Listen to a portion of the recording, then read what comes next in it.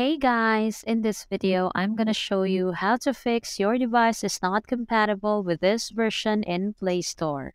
So let's get into it. First of all, update Android OS. To do this, go to your phone settings. Scroll down and select System Update.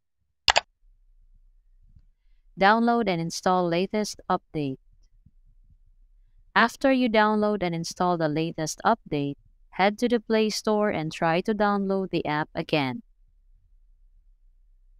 Another way is to clear Google Play Store's cache and data.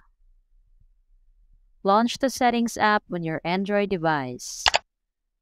Tap Apps and Notifications in Settings.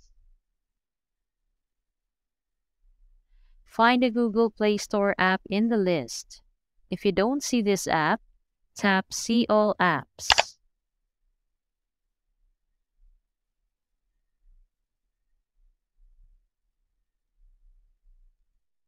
Tap Storage and Cache. Tap Clear Storage followed by Clear Cache on the following screen. Open the Play Store and see if you can download your app now. So that's all for this video, guys.